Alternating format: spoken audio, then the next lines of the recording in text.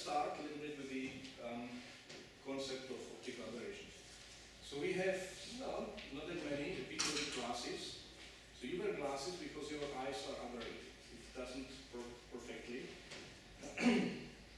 So ideally, if you had a perfect eye, the eye would take a plane wave and convert it to a spherical wave that would then give you perfect focus on the retina. And if you don't have a perfect eye, and needs correction, you need to wear the glasses that would rectify the function. So my daughter was diagnosed with a very strong astigmatism when she was about 2 years old. She's 11 now. That's right. And this is how to explain her what you need to, what she needs to know. Danny Pig wears glasses. He needs to wear glasses to see clearly. When Danny Pig wears his glasses, everything looks fine. But when Danny Pig takes his glasses off, he can't see things clearly. Everything looks a bit soft and fuzzy. So it is very important that Danny Pig knows where his glasses are. Right, so if you didn't understand my wavefront argument, this should be clear enough. So yeah, so all this kind of problems that you can correct with glass, we can understand as the aberrations on the side of the system. We call them systematic aberrations. But sometimes the aberrations are not on your side, but they are on the side of the thing that you want to observe. Just like in this case, there is a lady behind the frosted glass. You can kind of say it's probably a lady, but you can't be sure. The reason is that there is something on the way that obstructs you from seeing. This is completely on their side. And in biology, we call this sample-induced aberration. But biology was not the first discipline that identified the problems. It was astronomy who started actively dealing with this. The reason is, if you look at stars, right, like this is a high magnification image of the stars through atmosphere. It's beautiful, right? It's colorful, it's twinkling, it's romantic if you take it. But for the astronomers, it's a nightmare because they can't really see what they want to see. Yeah, so in biology, we have a very similar problem because we can't see into tissues. The reason why we can't see into tissues is that they are optically turbid. The main reason is lipids. A lot of things in tissues are lipids, lipid vesicles, membranes. They have different refractive index than water or proteins, and they randomize the light as light propagates through. So that's the reason why we can only see to certain depths. So the first solution is get rid of the aberration. Right? Take your telescope, put it on the space shuttle, deliver it on the orbit, and there's no problem. There's no atmosphere, so you can see nicely. In biomedical sciences, we can do sectioning, we can do histology. We just chop off the tissue that is obstructed. But you could say that in all cases, the price for that is huge, right? Sometimes you want to do diagnostics in vivo, and you simply don't have access to the cuts, because it's invasive.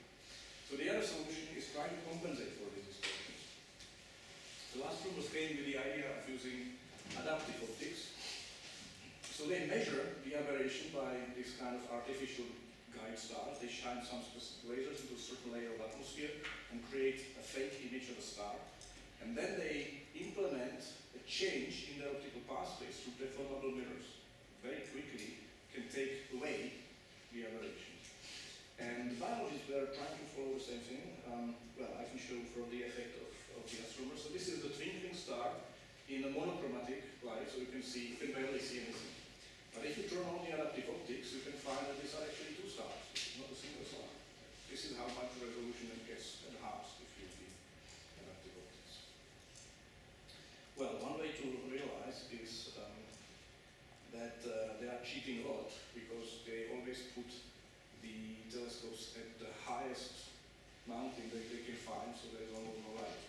This is why I look so miserable on the selfie, because there is no air. So anyway, there was a series of revolutionary studies from Netherlands between the year of 2007 and I would say the success continues until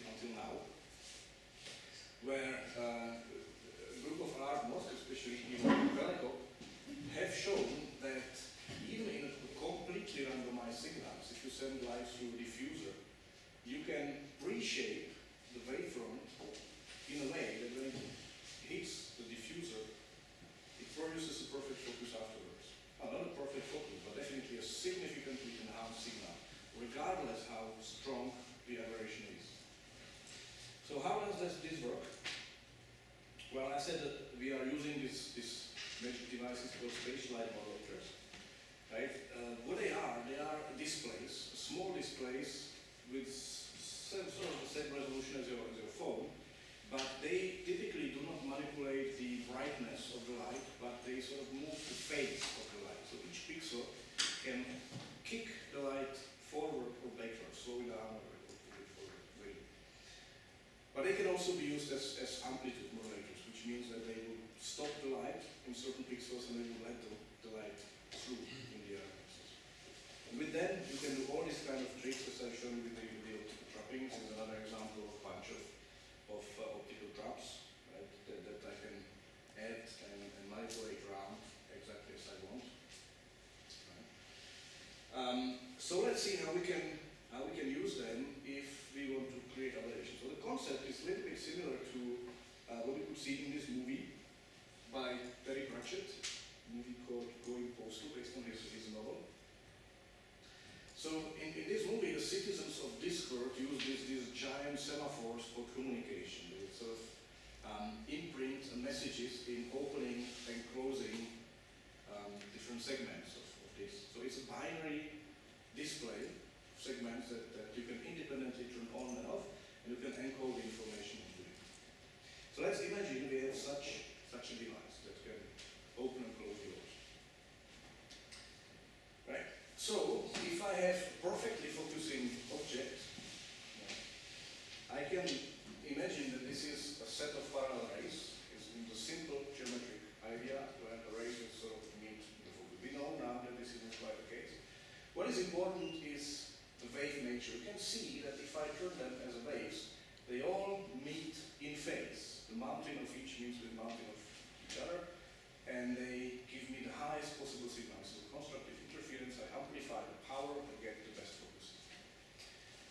If, however, I have some aberrations, either on the side of the instrument or somewhere in the other pathway, these contributions will no longer meet in phase, but I could see the other extreme, which is destructive interference. And I can see all the degrees of shade between these two. But let's keep it simple, let's just consider these two. So what I will do now, I will take my spatial light modulator, my semaphore tower, and I will place it somewhere in the optical pathway. You can see the segments are all closed now. And the first thing I will do is I will open just one of them, typically one in the middle, is usually the best, and let it propagate independently through the system. And because it's small, it usually doesn't get aberrated too much, but it doesn't matter if it does. And then I will measure my optical power somewhere in the place where I want the light to be focused. So I place some kind of intensity detector anywhere where I want the light to be focused. And for example, this is in living organism, I can try to introduce some fluorescent particles or something highly spectral. And then I can open another window, so it's slightly back.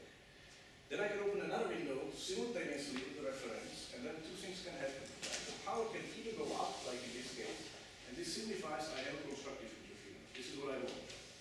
But the power can also go down, right, which is the opposite case, signifying I have destructive interference. So I think you are getting the idea. So all I have to do is to scan the system, open these other windows one by one, right, and check which are the good guys and which are the bad guys. By the time I do that, I know which are the good guys, and I can just tell them, propagate through the system, I can open them, and you can see immediately that I get very good focusing. All the contributions are now in phase. But I said I have a spatial light modulator that can manipulate phase. So what I can do with that, I can then try to convince my bad guys to become good guys. I can just shift them slightly in front, give them some kind of pathway difference, and you can see at the end, they will all meet the other guys in phase, giving me a perfect focus. So that's how it works. And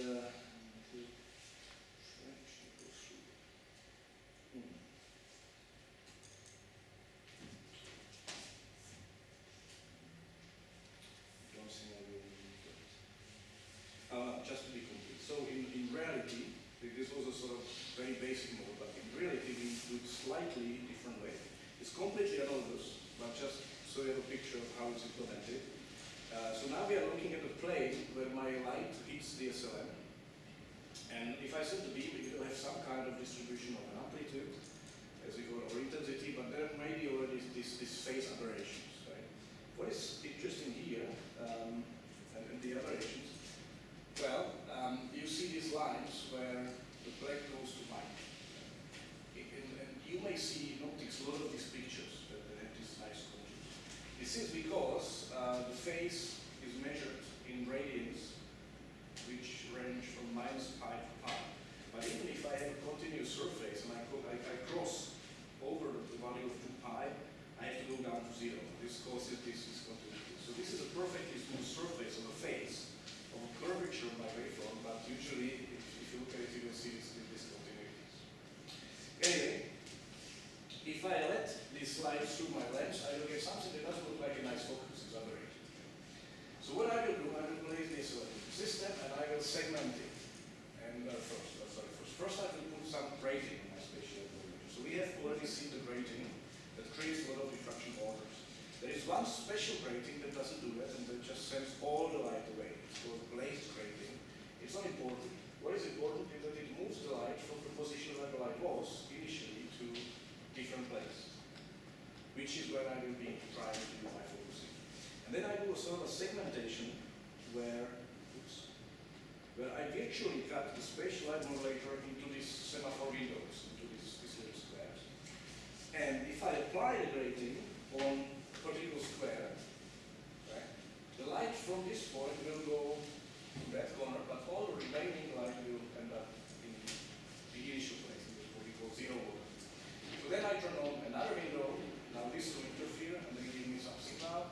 Then I have to place, as I said, the intensity detector into that plane and start measuring where this is good guy or bad guy, which can be done interferometrically, and I can get the exact phase of what I need. So this way I can nicely construct the wavefront, not in just a binary measure, sorting the bad guys from the good guys, but any kind of degree of shade between this space. Anyway, just to show you how efficiently it can work, this is the simplest system I've made for it. This is a laser bouncing off the spatial light modulator, and then a single CCD pixel behind the lens is used as my detector, as my intensity sort of artificial light star. And I could detect this kind of phase, and from the initially really ugly beam, I could get a beam that would have a problem to distinguish from the terrace. So it's perfect focus. And then I can do all kinds of beam shaping with that. And I could also do an experiment with trapping. So what you see here is how the beam, you see a beam. So there is a laser beam that is aberrated, right? Here. If I do the trick, I can shrink it to almost a perfect point, as you can see here. But I can do more than that. So what I will do now, I will introduce a horribly scattering tissue phantom between these positions. And what you can see is that the signal is scattered everywhere, right? One thing you may notice is that it's sort of specular, it follows the grays. And this is the nature of every time you use a highly coherent source, right? Because if this was not coherent source, you would see sort of a uniformly illuminated pole. But because we only have one frequency, it's a game of chances where the beams will kill each other or not, but incoherent signals will do. Anyway, even in here, I can choose a point anywhere I want, and I can say, give me a focus here.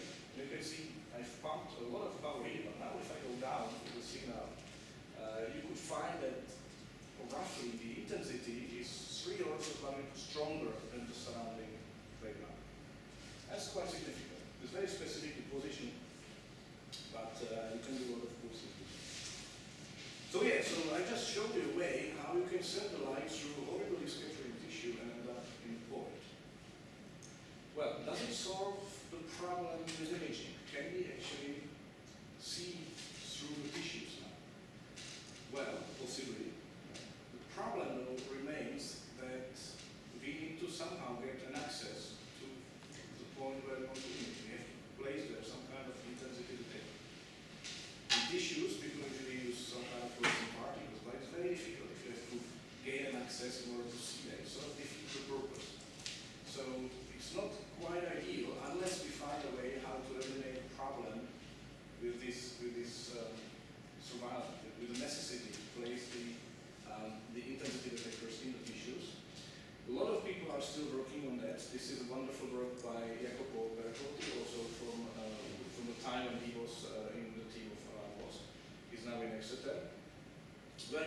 if you are lucky and if you have very narrow samples, very narrow, that have very high memory effect as it's called. So they are really kind of planar. They can be horrible spectrally, but they are planar.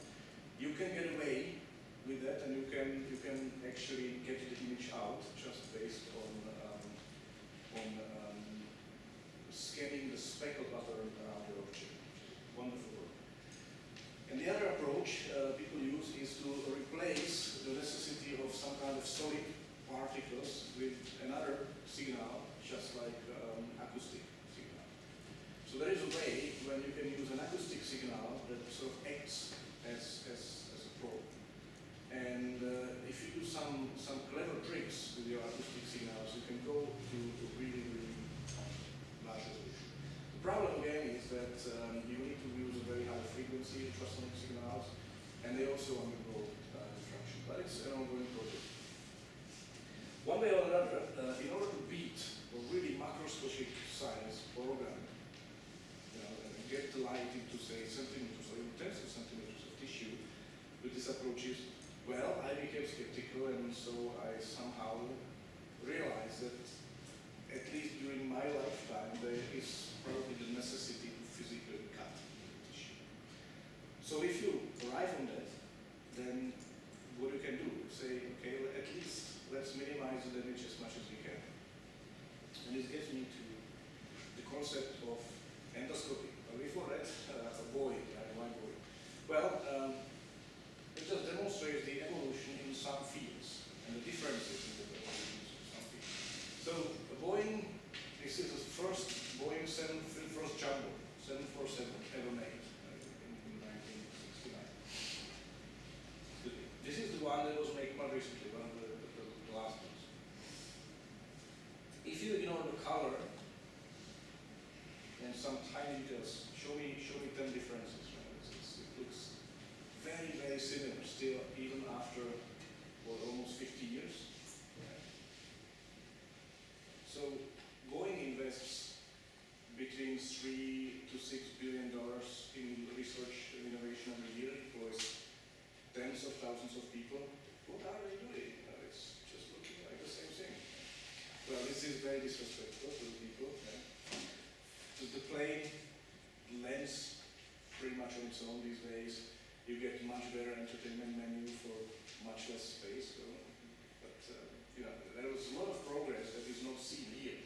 But the fundamental concepts of the shapes of the wings, the number of engines, the shape of the cabin, have been developed really early. Right? So this big breakthrough happened really quickly, and from then on, the research focuses on small improvements. The reason I'm putting it is that in endoscopy we had a very similar evolution. So this classical endoscopy, these rigid endoscopes that are mostly used in keyhole surgery, or these flexible endoscopes that are used through natural openings in the human body. This is one of the early designs from 60s, and this is available today. Right? So that's not much different. They look better. They are designed to look better, but fundamentally the concept is the same. There has not been any big breakthrough in the development of them. We just technologically improve what's happening. And the fundamental concept of their functionality is that we copy the field physically between a couple of planes. So if we have a flexible endoscopes, we start with an image and we deliver the image to the other side with a bunch of cores. Or if we have this Hopkins design, we just copy a field between a couple of planes. So if we have a gradient index relay, we take the plane, physically repeat it many times until we reach the end. So in these devices, there is a necessity to end up with a physical copy of an image as a fundamental functionality, where the image is then taken by a CCD or observed by naked eye. Right? And the same concept is today used in neuroscience. So you can see this is a work by Mark Schnitzer from 2015. Basically, here's a slice through a mouse brain. This is a hippocampus that they want to observe. So there is a 3 millimeters guiding tube and then micro endoscopes going in.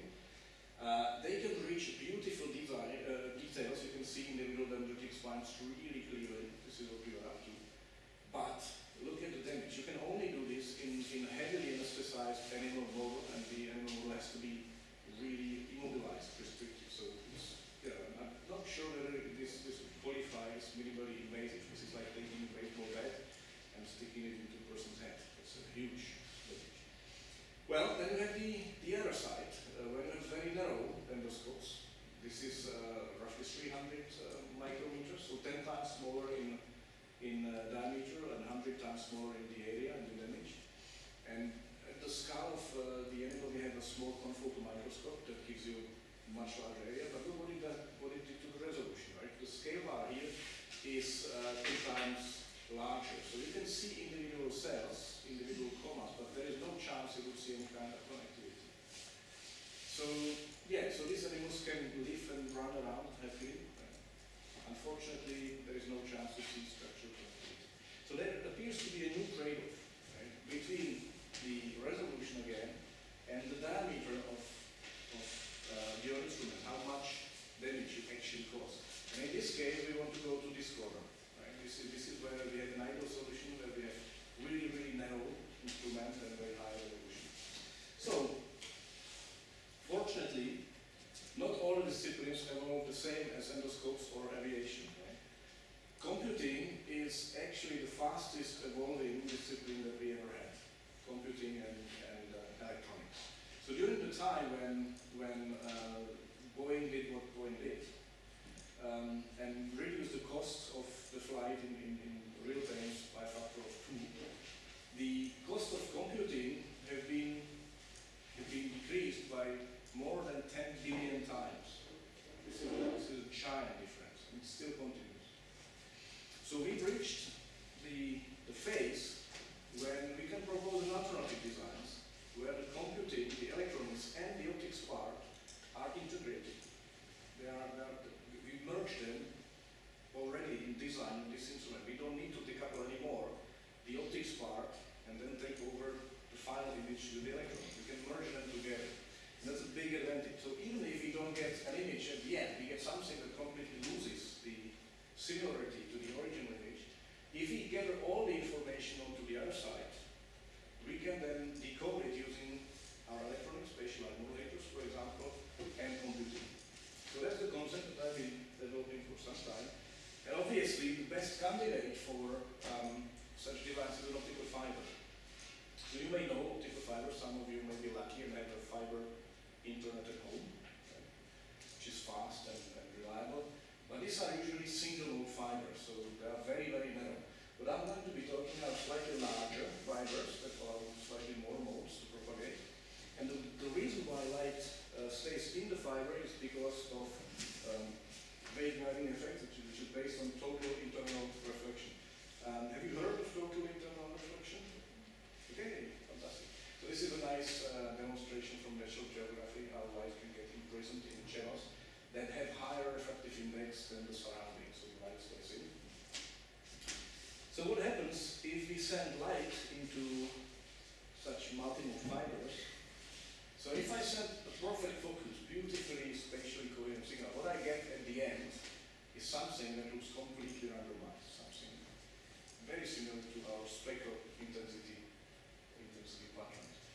And it's not specific to position, so if I put it to a different position, right, I get very different spectral pattern. But again, I can take my spatial light modulator and reprogram it in such a way that I will arrive on the point. Now, you can see already the advantage that I have over the people who try to do it completely non-invasively, because I can have an access to my end of the fiber before I apply it. So I can calibrate it, I can place as many detectors or cameras here as I want before I put it in the tissue, and I then can just set the holographic device to get my focus there. So I have much better chance of reaching that thing. One thing that I should introduce probably now is the concept of transmission matrix, which you will hear maybe a few more times during the talk. I have until half, right? We started later. Okay, you'll see.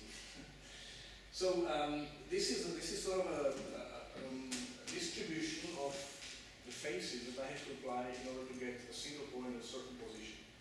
But there's many positions, and I can do the same for any position outside. I can create a focus anywhere I want across my output plane. But each of these foci would need slightly different modulation. If I put this modulation as a vector, so I sort of sort my pixels in a line, and I do it for all these outputs on the other side,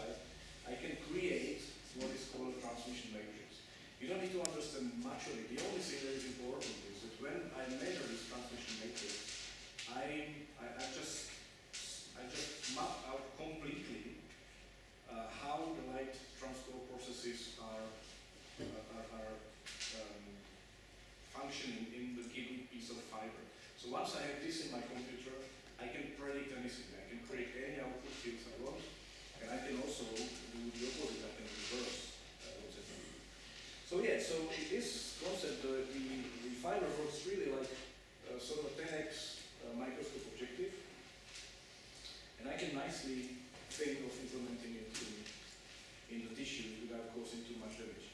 So this, just for comparison, this fibrous, the core typically is 50 micrometers, which is 50 times smaller than what typically have microscopes used these days in biology. Right, so here's my very first attempt to control the light at the end of the fiber. You can see a spot that I'm scanning here. We are looking at the facet, right, with a microscope. What you can notice immediately is that there is a lot of speckle, there's a lot of background, right? And this potentially can harm my imaging if I want to go further.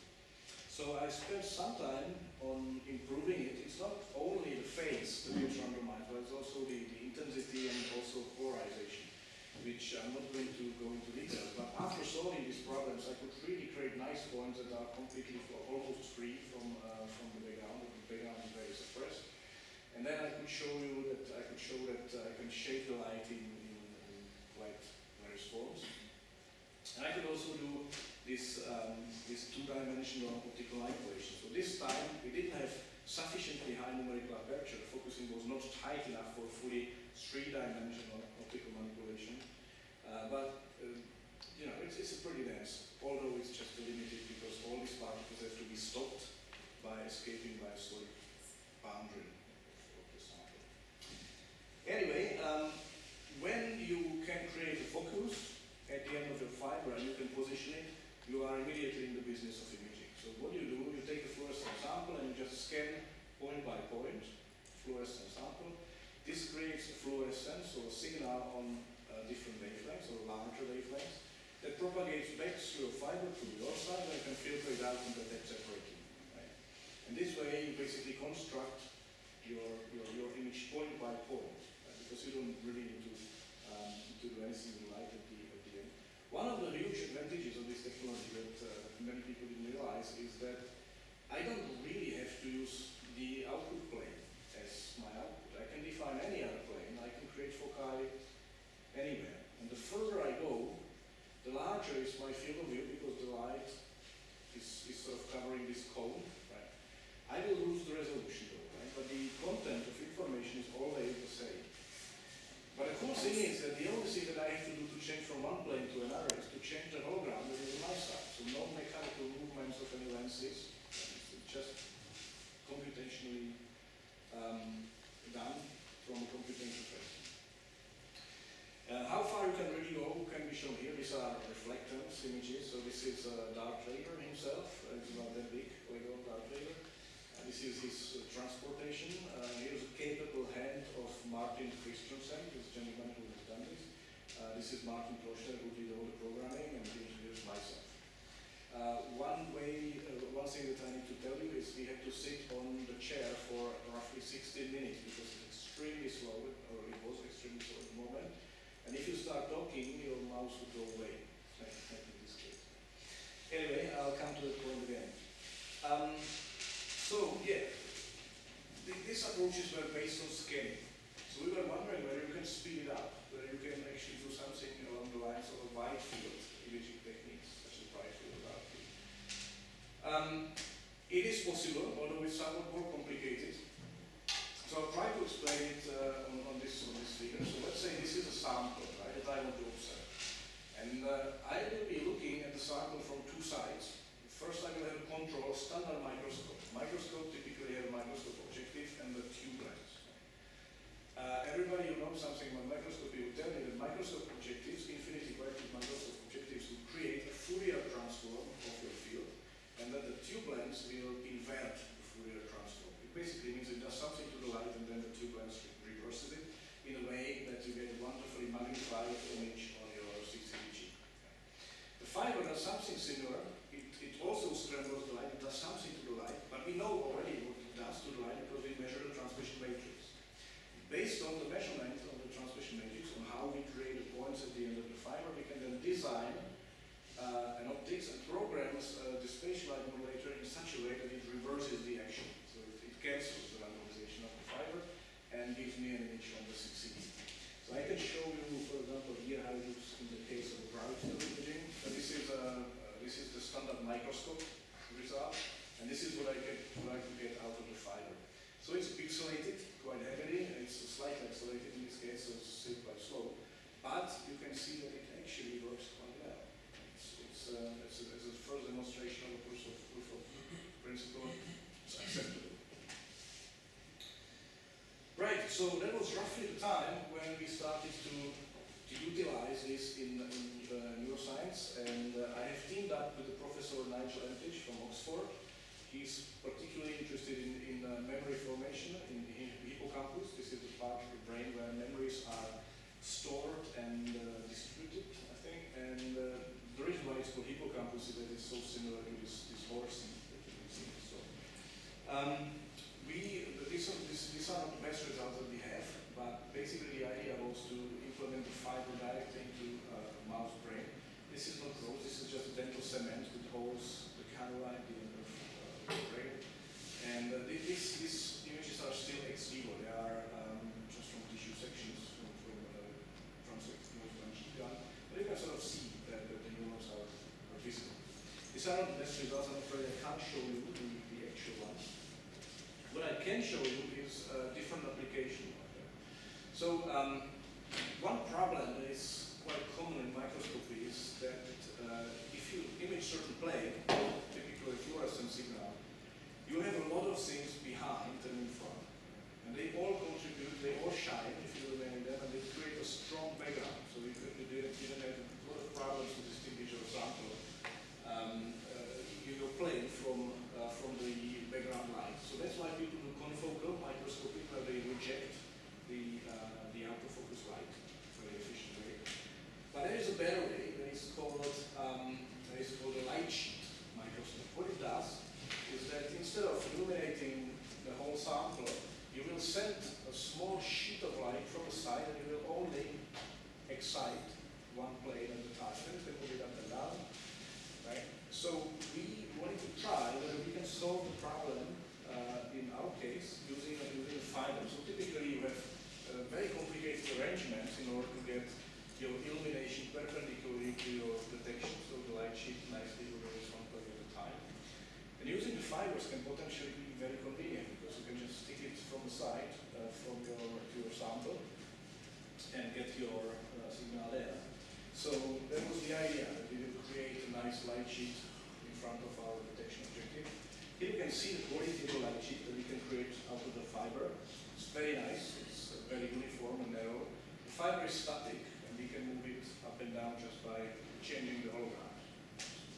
Oh, there you go.